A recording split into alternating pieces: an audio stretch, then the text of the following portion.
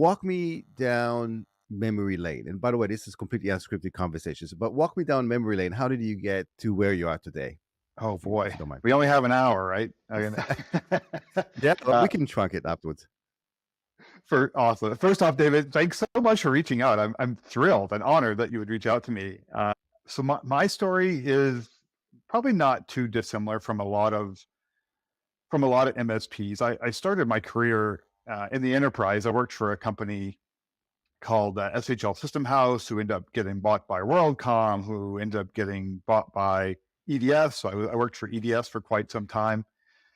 And then I got to a point where I was compelled to have a more intimate relationship with the people that I was helping. And so I decided to leave the enterprise. I was a security analyst and systems engineer. And I thought, you know what, wouldn't it be great if I just focused on small businesses and fulfilled that idea that I wanted to work with more closely with people? And so I quit my job, a very well paying job, to start an MSP for all the wrong reasons. It was great that I wanted to connect with people.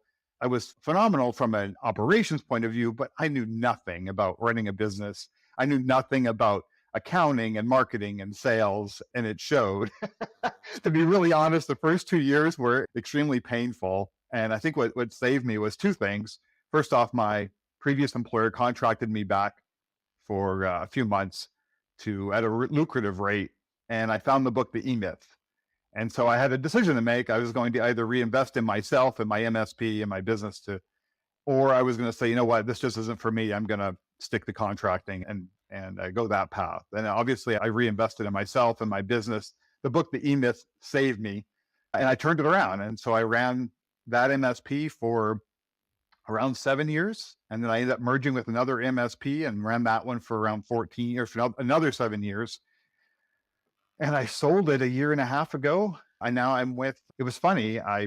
In the midst of selling my MSP, I happened to mention to a good friend of mine, Matt Lee, which you've had on the show, that I was selling my MSP. And I was going to go back to contracting. And it was a really funny story that I literally was signing the paperwork to sell my MSP, and my phone rings. And I guess Matt had mentioned to Malwarebytes that I was looking to get out, and they were looking for someone who could speak to MSPs, who could speak at their level, to have empathy around what they're doing.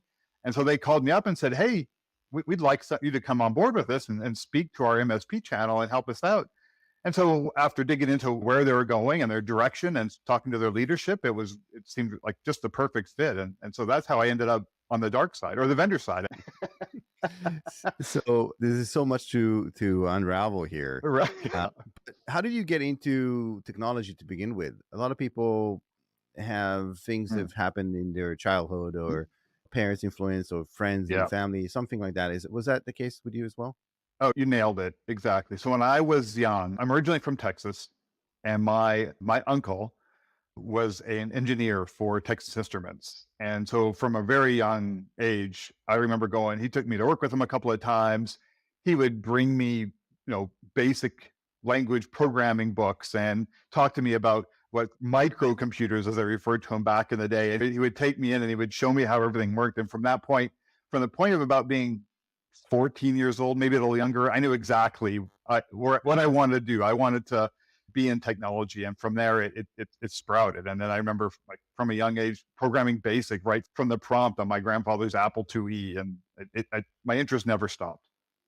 Yeah, and that's incredible, because people don't realize how much influence they have on kids and youth, where, again, it started as something that was probably, hey, why don't you come over, take a look, and then it was influential to your trajectory as an adult throughout those years. And again, I think a lot of people don't do it enough, in the sense that they keep it to themselves. They don't share. I think it's something that, if anything to learn from this conversation, is if you have kids in a younger generation that you hang out with or associate yourself with, show them what you do. This is a great space to be in. So why don't you share that, and hopefully they'll lash onto it like you did.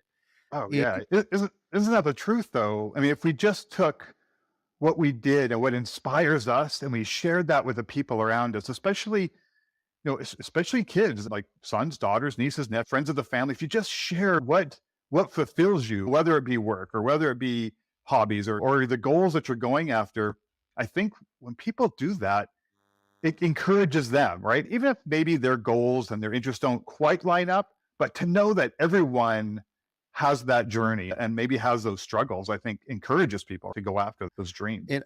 And we do an official way of doing it, but it's not enough. Like I think there's typically a bring your kids to work Or day, bring your but daughter that's to work day, or bring your yeah, son to yeah, work today. Yeah, yeah. But that's like what, once a year kind of exactly. thing. I don't think Yeah, it's enough.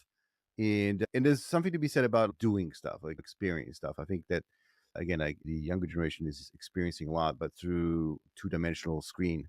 There's something to be said about interaction and being there and doing something, getting exposed to more. And regardless, it doesn't it yeah, have to be cybersecurity or tech. It can be anything. But let me ask you this: so you were hands-on IT yeah. technician, and then you learned a lot from being in the trenches, so to speak, right? And so a lot of people, 100%. so you could have taken a different trajectory. You could have decided to continue doing what you're doing, maybe get additional responsibilities, right? Become maybe a manager and Yeah, maybe a director, maybe a VP, and stay in the enterprise. What propelled you to really take that leap and become an entrepreneur? great question. And I think the root of that was that I'm a pretty personal person. I love to talk to people, and I at that working at EDS, while it was a great experience, I learned a ton.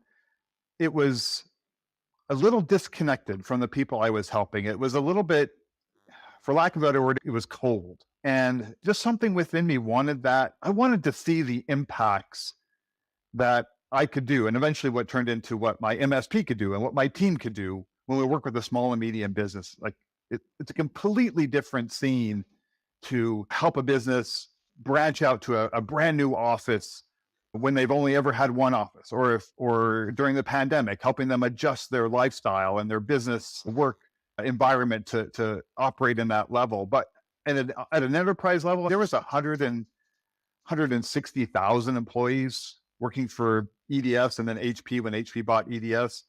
And so it was very distant, right? So I think that's really what drove me to make the decisions that I made. And I would add to that, maybe you were naive enough to think that your skill set Very would perceptive of you, yeah. would apply itself directly to be successful.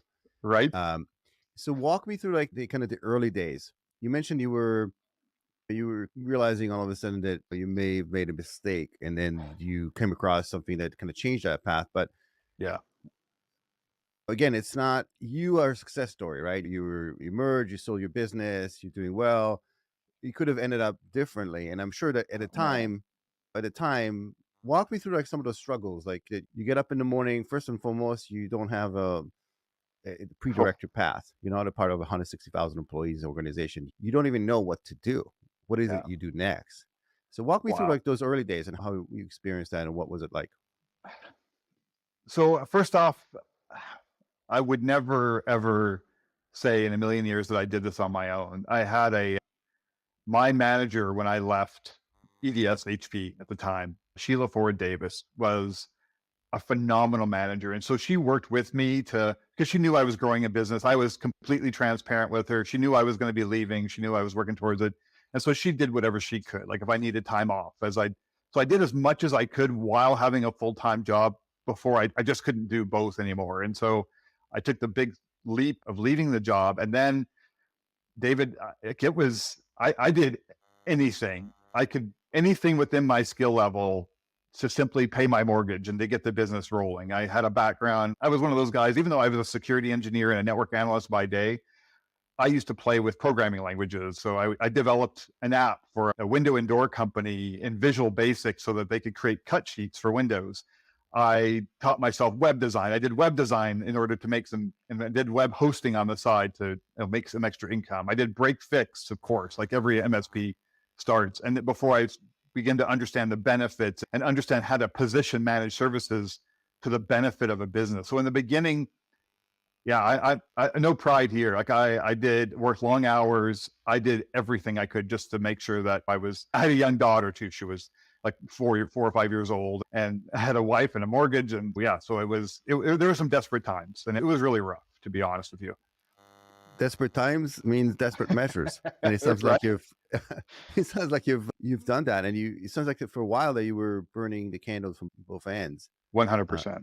and then also sounds to me that during that time you were just doing whatever you can, just to trial and tribulations, right? To Yeah. If you read Startup Nation, it's about failing fast.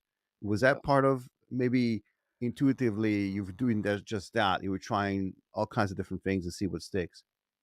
Yeah, that's a great way to put it, because the more I did to try to succeed, as over time, the more I realized I had to actually trim things out to be better. So the first thing to go was application development. I just didn't have the time to do everything. So that dropped off.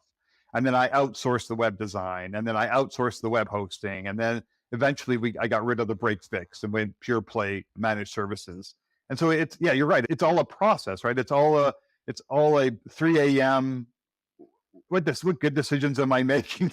And what should I change in my life to change in my business to make sure that I'm doing the best for me? And then it became my staff, right? I'll never forget. There was a point in time where every single time, for the first, I would say 3 or 4 employees, it was a leap of faith. It was to the point where I don't know how I'm going to afford this person, but I know I need them to grow. And so I would adjust my own salary in order to make it work, and then it would just grow from there. And I'll never forget, there was a point in time when we decided that we would move away from break fix, and after we dropped off everything else, and we'd go pure play managed services. And it hurt. We lost some clients because they just didn't understand and they weren't willing to make the investment. And maybe that was on me. Maybe I didn't educate them in such a way that they believed in it. But we lost some clients. And I remember I had hired my third employee, and I had a bid in to get a managed services contract for a nonprofit organization in my local city. And I remember putting that bid in, knowing that if I didn't get it, I wouldn't be able to keep that employee. Like, you can tell it's still emotional, right? You make tough decisions when you're on a business, right? Yeah, absolutely. And not even that, just the situation we're in, Oh, meaning that you were on one side, you had the mortgage, the family to take care of, mhm. and so on. And a lot of people are in that situation today. It's first, that's why I recommend to younger folks, again, they don't have those commitments to just do that, trying whatever they can to to whatever, because that's the time. Doing what you did is even more risky because you had people depending on you. And it's also it's almost like being like Valdez, right? Like you burned a ship. I don't know if that story is true, but you decided to jump and just do Yeah. that, and you had nowhere to go. Back, you could always probably just go back into IT and work for a larger firm, but once you do that, it's tough. Yeah. I've It's always been tougher more than brave anything. than smart, I think, has been my problem. So, and then how did you, while you were doing kind of the trial and error and doing that quickly, how did you know that you were on the right path? You mentioned, was it like just strictly revenue? Was the number of customers? Because a lot of people, I think, are attracted to what they like to do. Yeah. Meaning, for example, maybe it feels good to do a break fix because the Right. customer really like to just pat you on the back and say, "Oh my God, you're a lifesaver." But then maybe there's no money in it, and it's very high. There's just too much of an investment, but not enough return. But yet you, as an individual, really like doing it. So how did you know that? Bottom line is that how did you know that what to drop and what to continue? Wow. What a great question. I don't think I've ever been asked that question quite in that way before. How did I know? I guess it came down to, I mentioned I'm a really personal kind of person. So I think it started off, and I think probably, let me just take a step back. I think that is essentially what drew me towards doing that break fix. You're absolutely right. You nailed it. That there is something about showing up in your car when you know a business is in a panic and they need something fixed, and you jump out of your car and you're running there and you're the superhero of the minute. And I can appreciate that. And I can appreciate the attraction to it.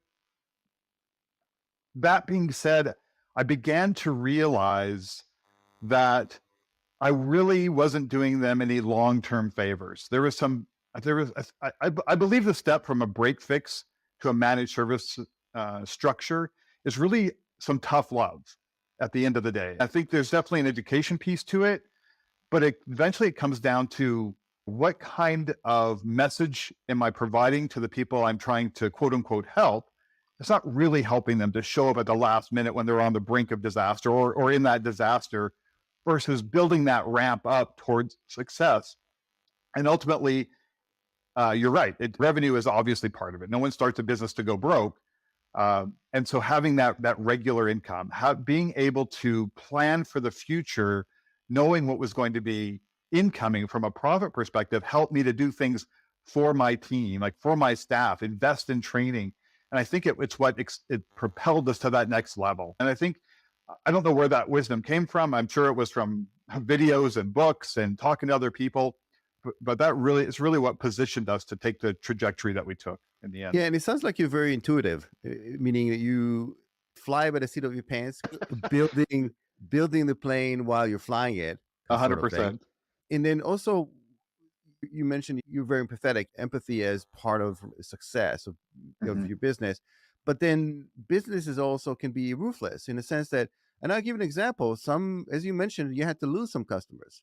Yeah. And some of these customers maybe were your favorite customers. I don't know, maybe like you, but it's a customer that maybe not profitable, maybe is not aligned with your mission to grow revenue, and you had to get rid of them. So how do you balance being pathetic and helping your customers and doing that, singing that kumbaya together and running a business and being ruthless, because you have to generate revenue. You have people dependent on you. You have to pay your mortgage. So how do you balance that up? I was very strategic about it. I definitely waited until we had some solid contracts. Like I knew we weren't going to go out of business if we lost all of our break fix. But you're right. There was that empathy that I had with a lot of my clients made it tough. I'll never forget the very first client that we had this discussion with around managed services. And I'll be super honest, David, it was a disaster. We delivered it terribly. We communicated it terribly. And ultimately we lost that client in about a 30-minute meeting because of the poor way that we positioned ourselves. But I sat in this meeting. It was one of my favorite clients. They paid on time. They appreciated us like they seemed to. Of course, again, it was more on the break fix side, but we had to raise our rates, of course, to cover managed services. We had to position the why around it, which I ended up looking back, it was done horribly, as I said. And at the end of the meeting, they essentially said, it was nice work with you. We'll see you down the road kind of thing. And I remember, I live in Canada, right? I'm from Texas, but I live in Canada. I remember there's a Tim Hortons right down the street.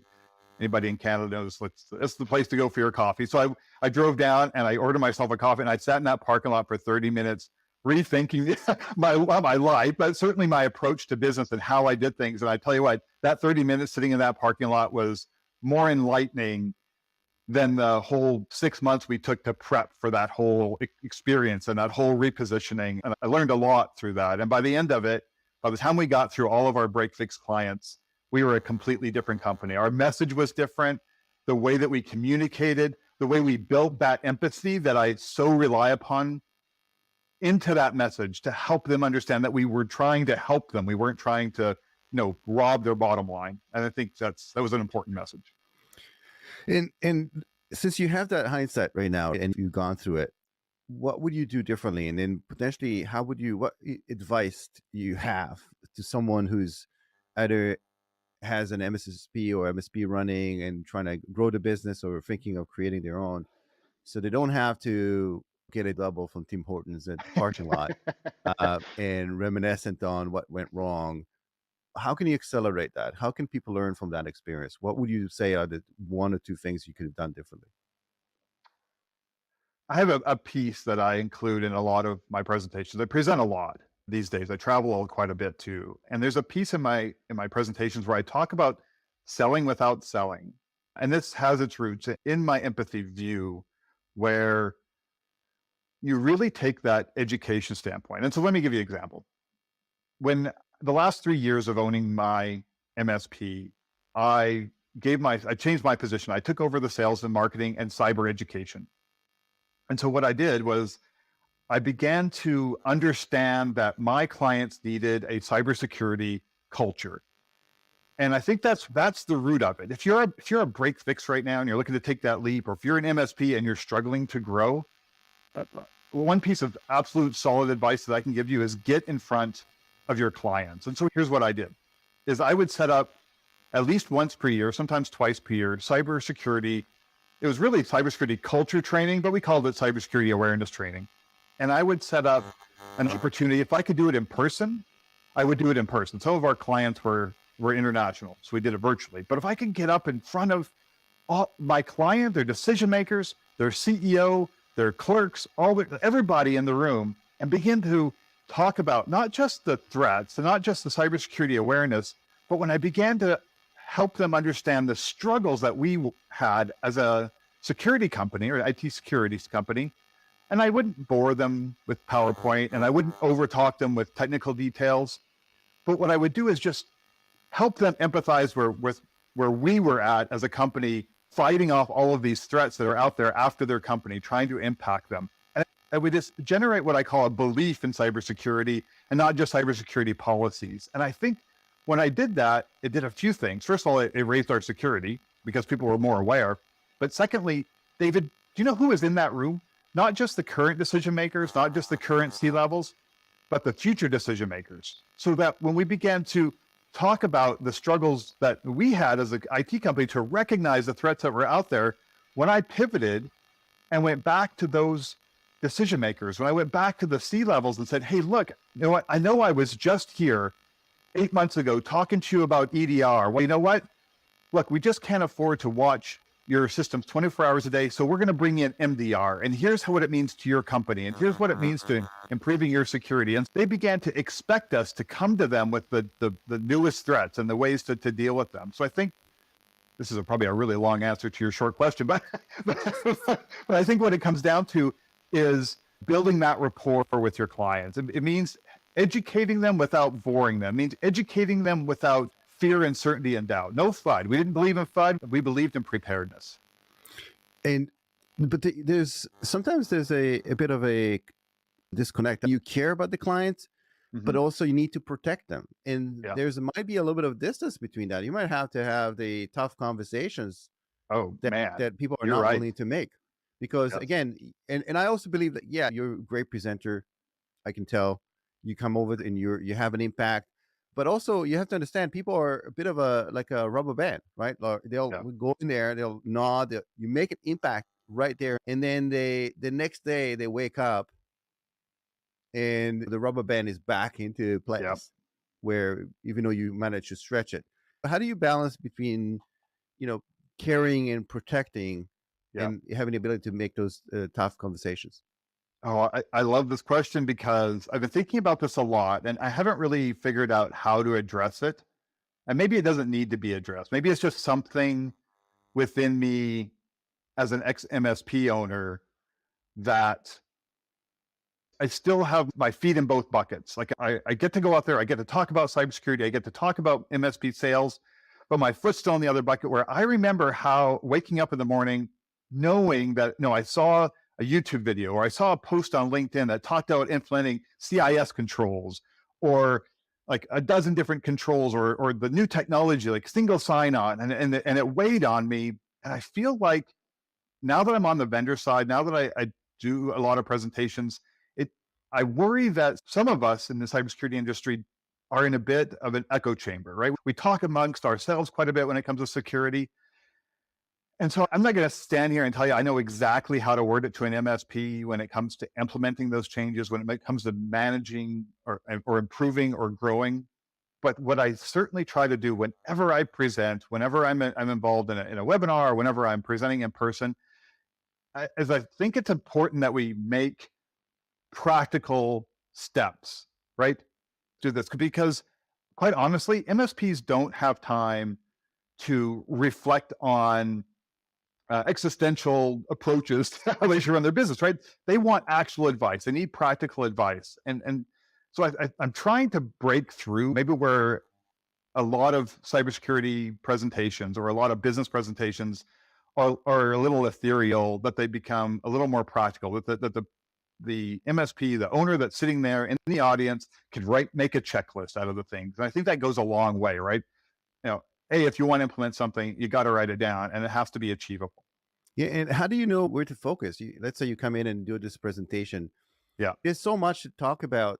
And sometimes you're trying to please the customer, right? So you're trying to either offer them services that you think that they will like. Because every MSP and MSSP, they look at the marginal revenue Yeah. for that client.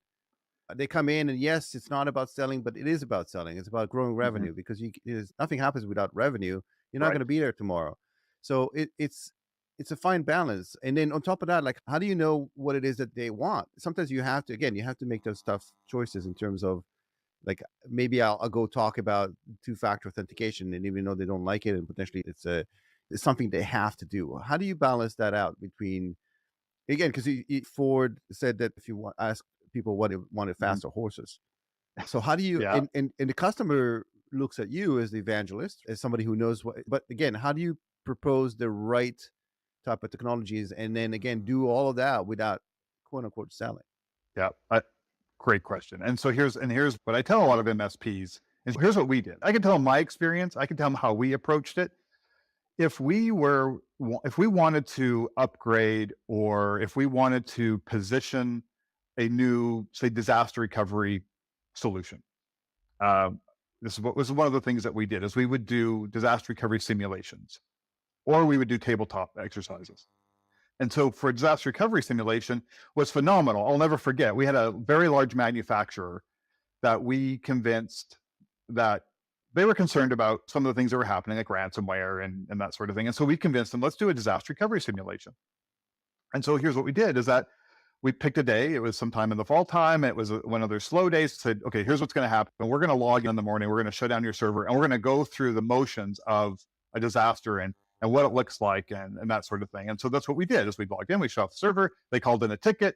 We went through the process. We had a disaster recovery solution that would virtualize the server for them. And we knew that we needed some upgrades on it. And we knew it wasn't going to quite meet what the requirements of the client. But short of us saying, hey, you know what? Those backups that you never see, that you assume work, we need more money to make it better. The answer is going to be no. Nobody prioritizes backups until they need them. But to do a disaster recovery simulation, when it took 8 hours to configure the appliance, to spin up the virtual copy of the server, and then get everybody connected, I can tell you what, David, when we had that lessons learned meeting the following week, they were like, this is crap.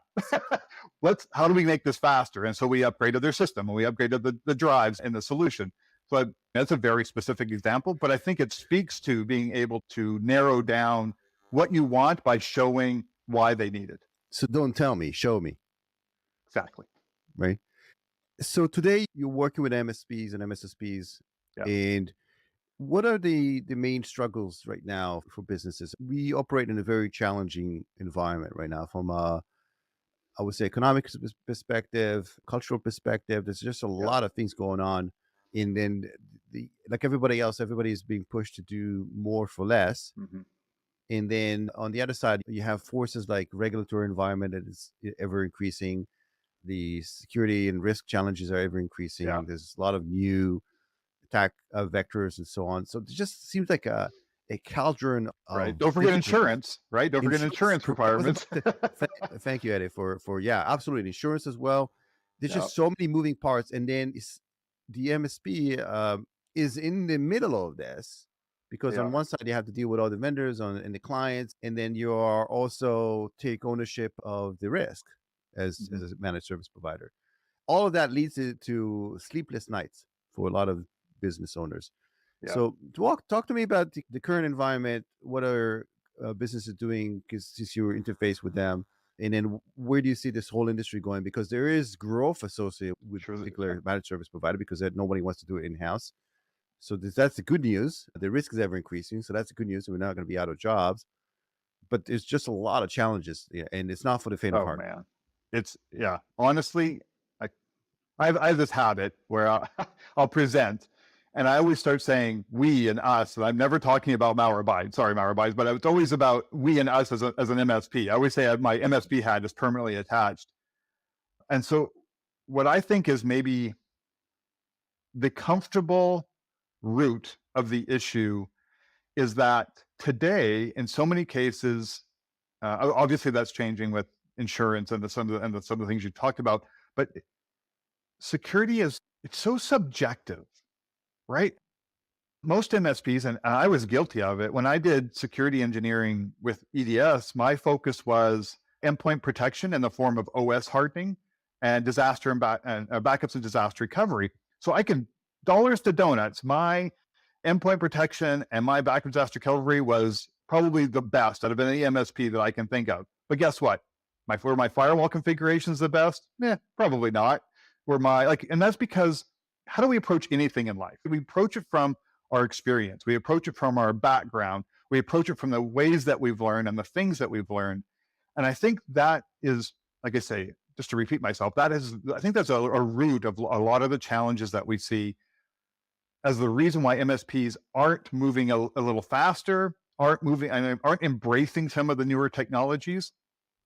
And so what I say to that a lot of times, and when I talk to MSPs, is I begin to talk about frameworks. I begin to talk about embracing frameworks like CIS control so that they can begin to get a well-rounded, not only a well-rounded approach and a holistic or objective path towards security, but now you're getting help, right?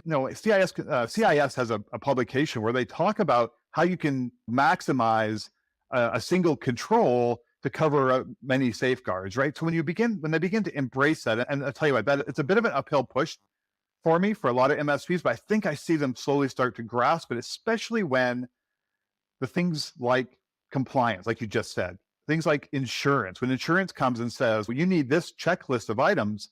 And what I noticed right before I sold my MSP, one of our clients came to us and said, hey, we went to go get cyber insurance. And what used to happen was we'd have a list of items. We'd check off the boxes. If it was a no, our premium would go up. And if it was a yes, our premium would go down, or whatever, summarizing, obviously.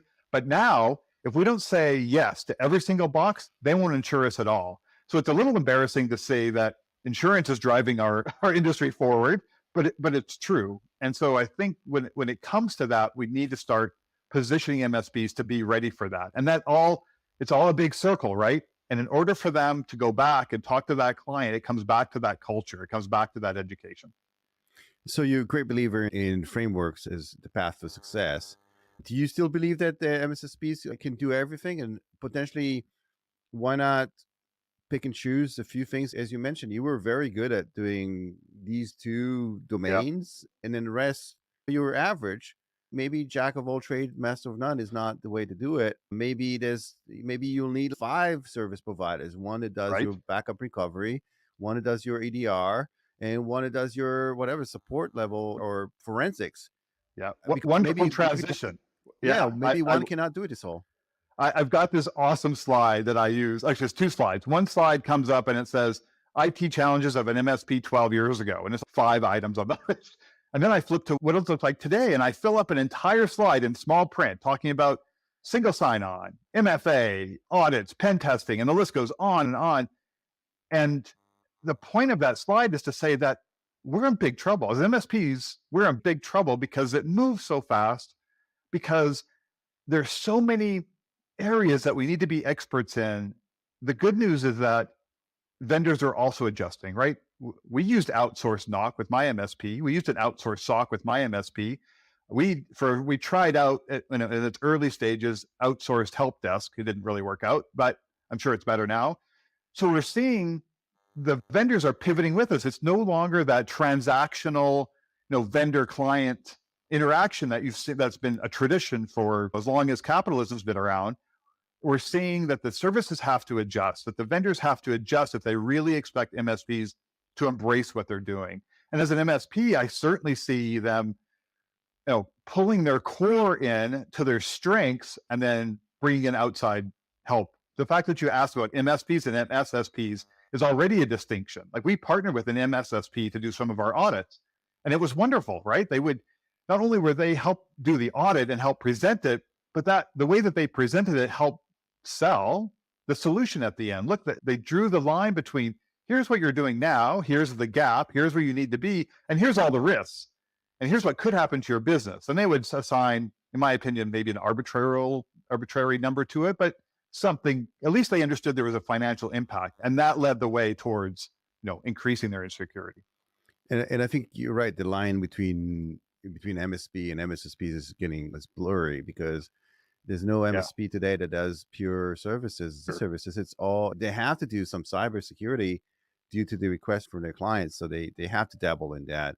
In fact, it's probably Yeah. the fastest growing segment for Malwarebytes is companies that haven't picked and choose a Mhm. security solution for their clients as an MSP, but they have to. And now you come in and you provide that suite of technologies to help them to become cyber expert. So let me ask you this: from a customer perspective, what would you recommend? Again, because you deal with a lot of service providers, what would you recommend from choosing your service provider? And would you recommend, again, you had the case where you had to quote unquote fire customers. If that happens, what can you do to pick and choose the right one? Because there's a lot of variables. It's not just the technology Yeah. and the cost, the investment associated, but also potentially the culture of that company. So you're talking from an MSP perspective I'm when talking about choosing a client? I'm talking about the client themselves. Like from if you had to choose a service provider, what should you look for? And I think that's important because a lot of people Oh, are maybe listening not just from the MSP side, but also from the client side, and they're currently looking to either they have a gap in their the stack of security, whatever, and they're looking to for a security provider, and they're 70,000 of them in the U.S. yes, alone. no How kidding. do you pick the right one and avoid that as you mentioned that walk away? Because I'm sure maybe just like you were at Tim Hortons parking lot, maybe they just also went to the parking lot and they felt the same way. I'm sure it wasn't pleasant for I'm them sure. to walk away from you. Yeah, So how do you prevent that? 100%. 100%. And I think I, th- I would say it's almost easier in some ways for an MSP to choose their vendors versus And a we'll talk about that too. okay. Yeah, that's my Okay. next From question. okay. So from a small and medium business perspective, Yeah. if I'm choosing an MSP, um, that that's that is such an interesting question because most small and medium businesses, the reason that they're hiring somebody else is because they don't have the interest or they don't have the time to invest in their own, and nor should they really. These are the greatest things in sliced bread when it comes to you know what other partner integrates into your business like an MSP does. I can't think of a single one. Whether your business is growing, shrinking, experiencing a pandemic, and I think a slower approach.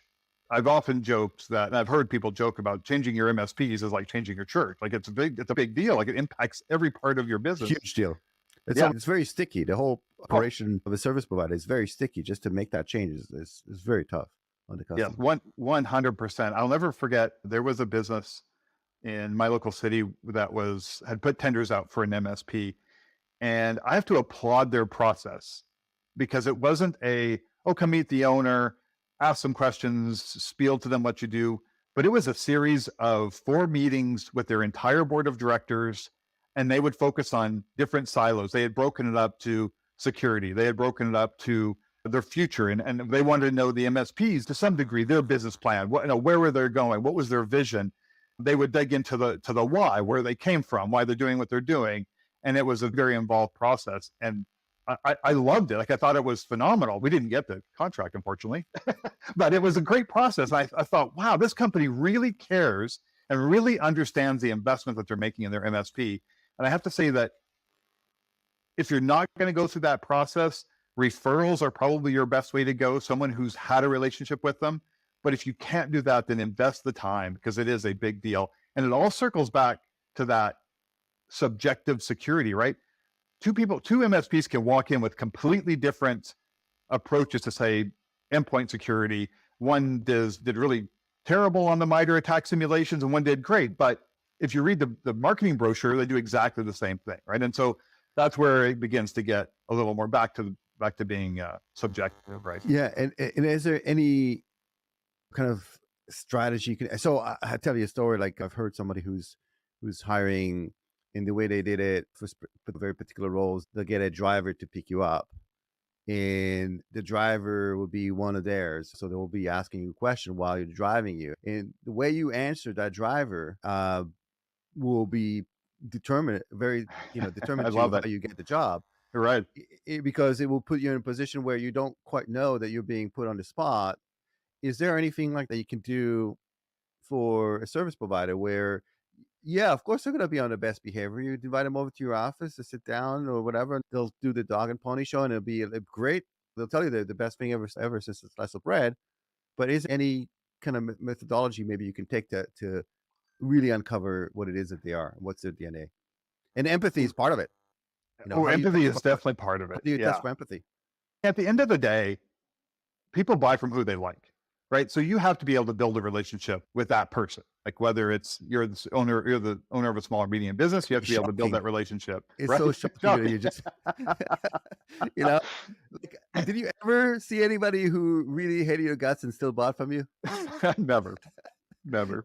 Did you ever go into a parking lot, like a car sales, and you really liked the car, but you hated the salesperson and you bought the car anyway? There's no way, Yeah, no way. you know? Doesn't never works. And it's Yeah. so basic. We get it coming back Oh to the yeah, basics.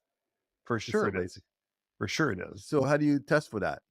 Do you just go, even taking somebody out to lunch, maybe going out for a hike or something? I don't know.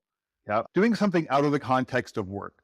Go to a hockey game, go to a football game, go to dinner. Take, if you're the client, if you're the small business, I would say this on the MSP side too, that you should take the time to get in a social setting because you're going to learn a lot about the way someone communicates, the way that someone reacts to different situations. Because you never know what's going to happen out in a public when everything's ad hoc, right? It's one thing to have a very practiced presentation, but if you're going to be in that social setting, it's an eye opener. Absolutely.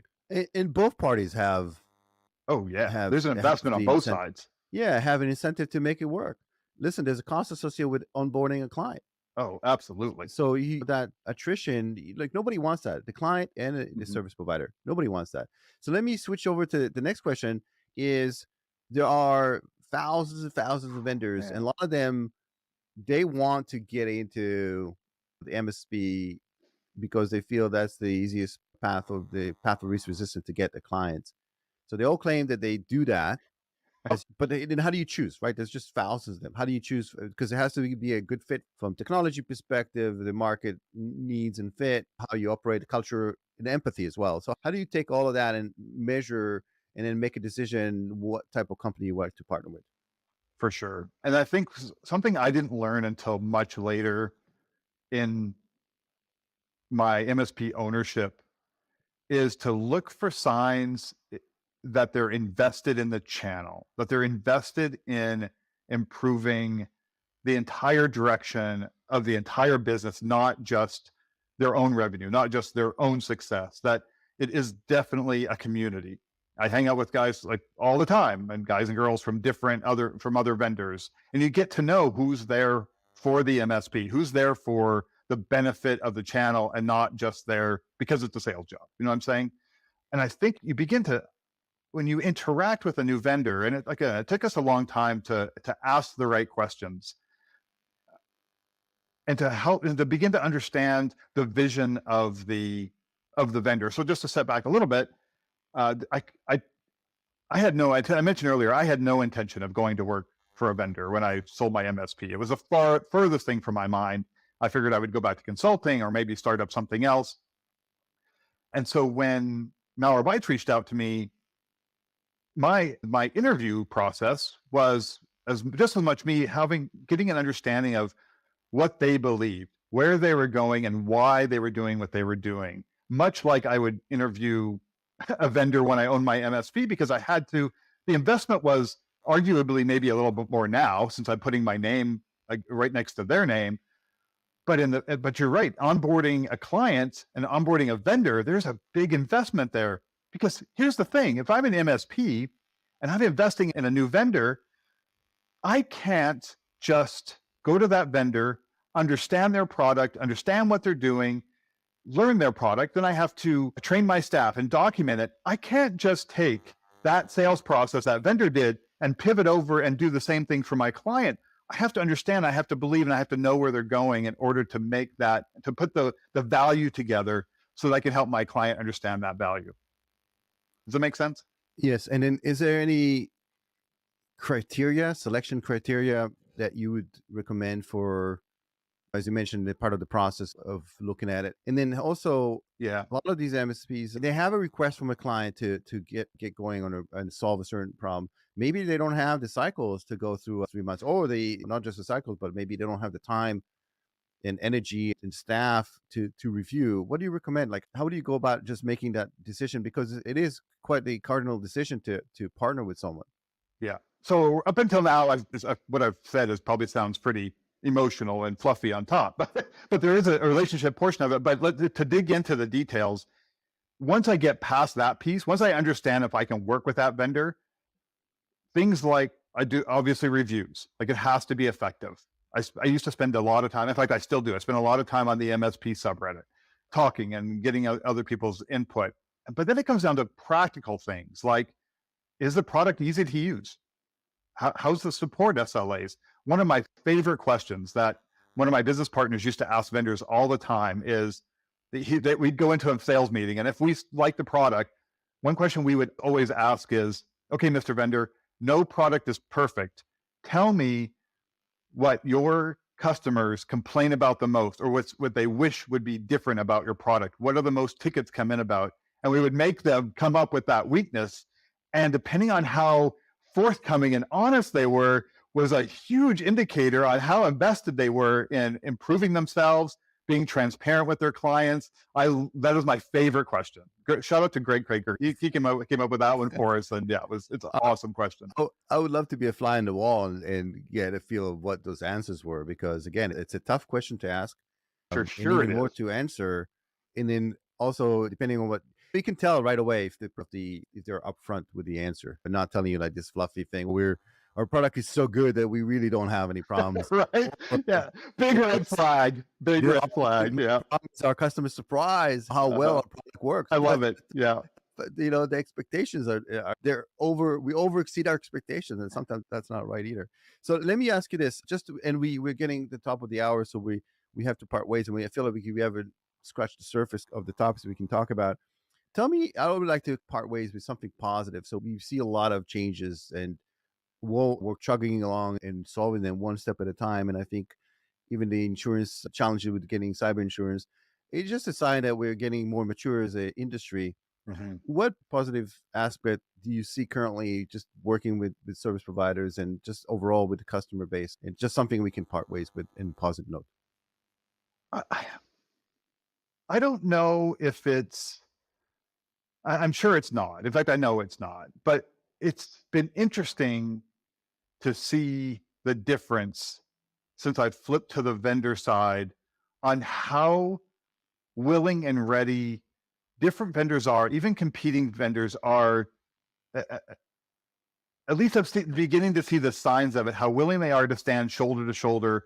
It's not first of all, I love the fact that the tide is changing, where it's not the vendor versus the MSP, right? There's now that integration, that collaboration, standing shoulder to shoulder, fighting against, without trying to sound dramatic, but I do get a little dramatic sometimes, that it's standing shoulder to shoulder against cybercrime, right? I mean, at the end of the day, I say this all the time. I said, I'm a crime fighter. You're a crime fighter. Everyone listening to this is a crime fighter. And if we're not standing shoulder to shoulder, if we're not looking at that common goal, we're never going to survive this. At the end of the day, when we look at the news and we see the impacts on government, we see the impacts on vital infrastructure, on private business and people's livelihoods, we need to be in this together in order to step forward. And so that spirit certainly comes across, maybe not at the commercial level, but certainly at the event level, or when I have a conversation with, say, a competing product, someone that's over there, there's certainly that mindset that's beginning to take over.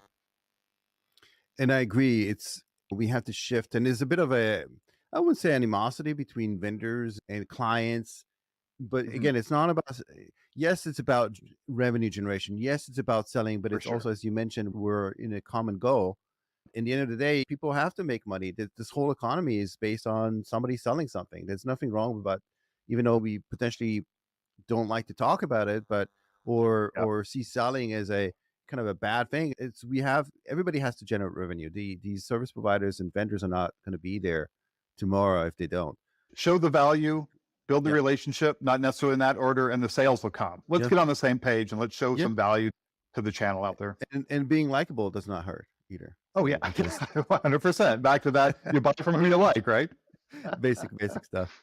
Eddie, thank you very much for joining me today. Much appreciated. Thanks all for joining. And until the next episode, stay safe online, and it's all fine as well. And I'll see you next time. Thank you, Eddie. Thanks a lot, David. You have a great day. Thank you.